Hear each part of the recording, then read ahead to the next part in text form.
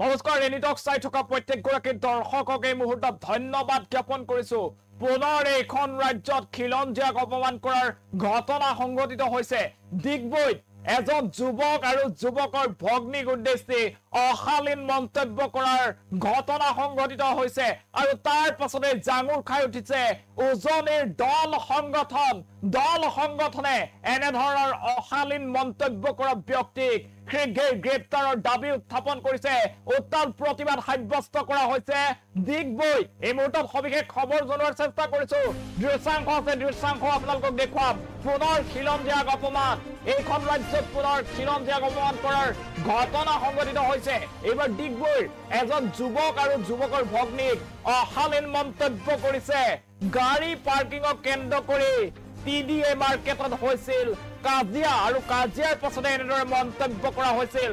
মাৰ্কেটৰ কেইজনমান দোকানৰ স্বত্বাধিকাৰীয়ে কৰিছিল অশালীন মন্তব্য আৰু দোষী গ্ৰেপ্তাৰৰ দাবীত উত্তপ্ত হৈ পৰিছে ডিগবৈত বিভিন্ন দল সংগঠনে প্ৰতিবাদ সাব্যস্ত কৰিছিল।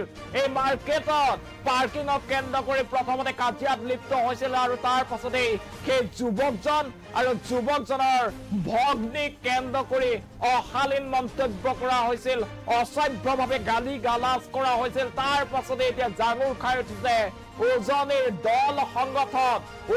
দল সংগঠনে দাবী উত্থাপন কৰিছে যে যি কেইজন লোকে এনেধৰণৰ অশালীন মন্তব্য কৰিছিল, যি কেইজন লোকে এনেদৰে নাৰীক সন্মান কৰিব নাজানে, সেই কেইজন লোকক গ্ৰেপ্তাৰ কৰিব লাগে।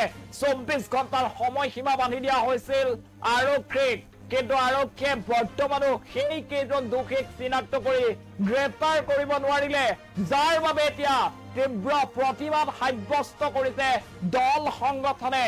যি শ্বপিং মল আছিল সেই মলৰ সন্মুখত এনেদৰে প্ৰতিবাদ সাব্যস্ত কৰা হৈছে আৰু কোৱা হৈছে যে যিয়ে সেই যুৱকজনক আৰু যুৱকজনৰ ভগ্নীক উদ্দেশ্য কৰি অশালীন মন্তব্য কৰিছিল, অসভ্য কথা কৈছিল, সেইসকলক গ্ৰেপ্তাৰ নকৰা পৰ্যন্ত এই প্ৰতিবাদ চলি থাকিব। এই প্ৰতিবাদ কেতিয়াও শান্ত নহয়।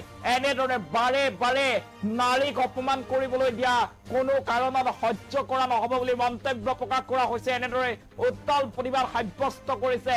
পুনৰ খিলঞ্জীয়াক অপমান কৰা হৈছে।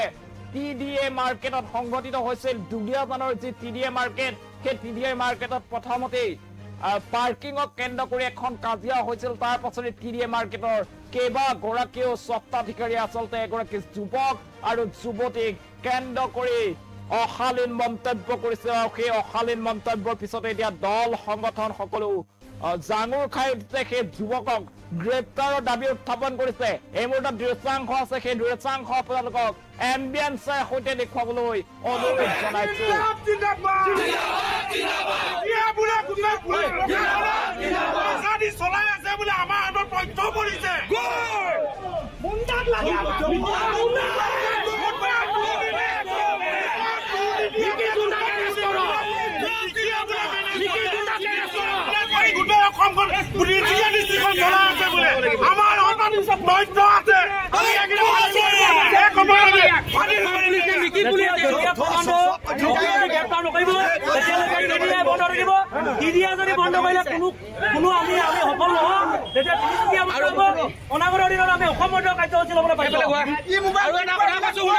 যদি আমি মিকিক একো কব নোৱাৰিম, মিকি ঘৰত গৈ যাম, মিকি ঘৰত ওলামগৈ, আমি মিকি ঘৰত যাম।